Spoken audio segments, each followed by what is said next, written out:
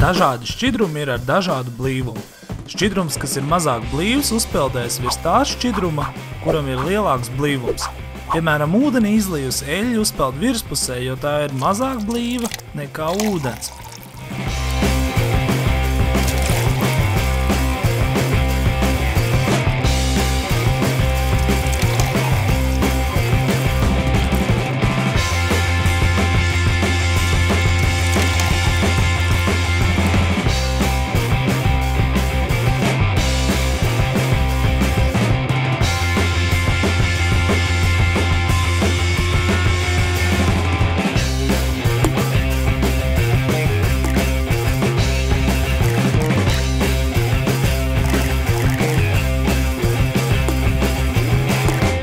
Pārbauda dažādu šķidrumu blīvumu un izveido savu blīvumu stabu.